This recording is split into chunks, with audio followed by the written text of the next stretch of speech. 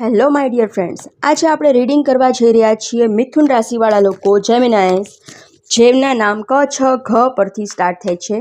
Please universe મને જણાવો કે મારા વ્યૂવર્સ મિથુન રાશિવાળા મારા જે વ્યૂવર્સ છે એમની family life, love life next વીકમાં 16 માર્ચથી 22 માર્ચ કેવી રહેવાની છે.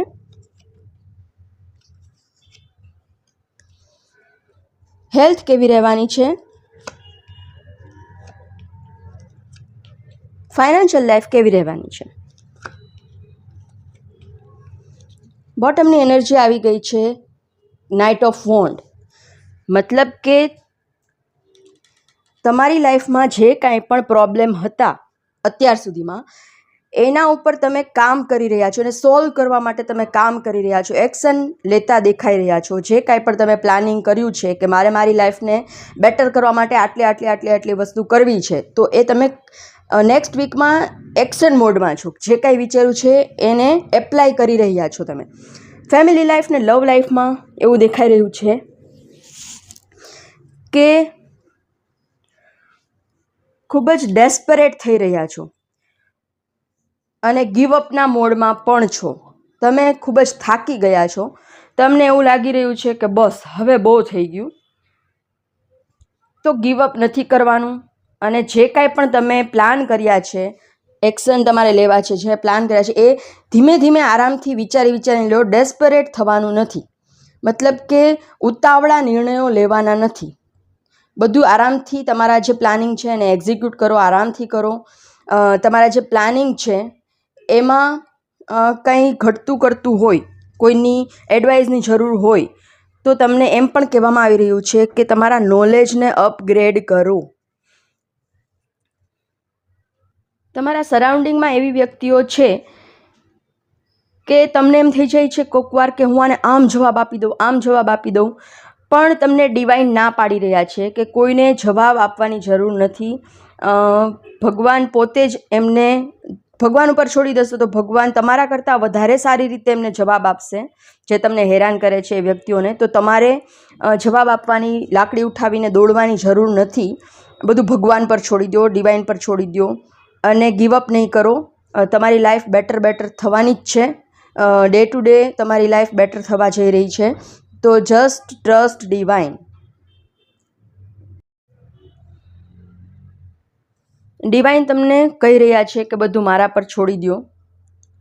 તમારે કોઈને કાંઈ જવાબ દેવાની જરૂર નથી અને ગીવઅપ કરવાની પણ જરૂર નથી. તમે તમારા રિલેશનને મેન્ટેન કરવામાં તમે તમારા તરફથી પ્રામાણિકતા રાખો, બાકી બધું ભગવાન જોઈ લેશે.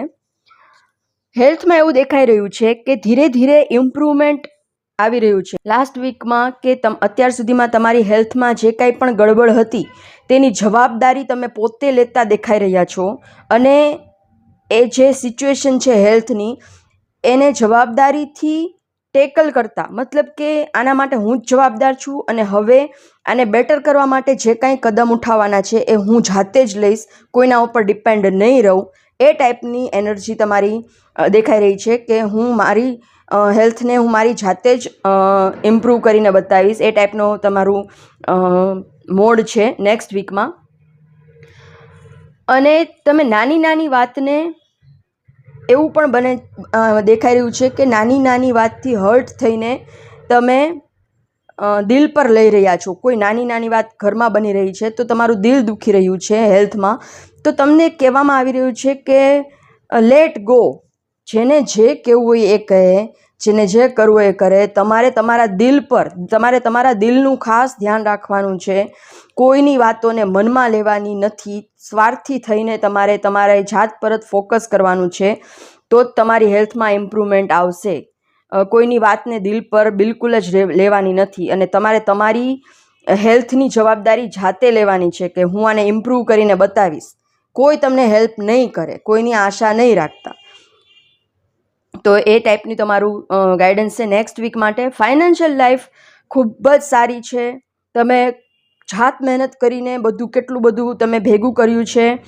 તમારી પ્રોપર્ટી, તમારું બેંક બેલેન્સ બધું તમે જાત મહેનતથી ઊભું કર્યું છે. તમારી પાસે ઓલમોસ્ટ બધું જ છે.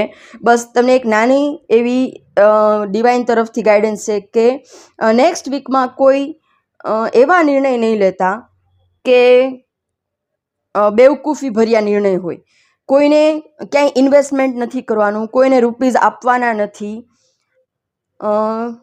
નવી પ્રોપર્ટી લેવાની નથી, કોઈ નવું કોઈ વસ્તુ લ્યો તો પણ વાંધો નહીં, પણ કોઈ બેવકૂફી નહીં કરતા, વિચાર્યા વગરના કોઈ નિર્ણય ફાઇનાન્સમાં નહીં કરતા. તમારી પાસે ઓલરેડી બધું છે, તો જો તમે એવા નિર્ણય કરશો કોઈને કાંઈ દેવાના અથવા તો ઇન્વેસ્ટમેન્ટ કરવાના, તો એ તમારી બેવકૂફી ભર્યો નિર્ણય હશે, એવું તમને ડિવાઇન કહેવા માગી રહ્યા છે.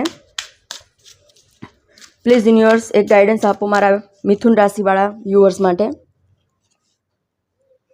સપ્રેશન, એવું દેખાઈ રહ્યું છે કે તમારામાં આ ડેસ્પરેટનું કાર્ડ પણ આવેલું હતું, સપ્રેશનનું કાર્ડ ફરીથી આવ્યું છે.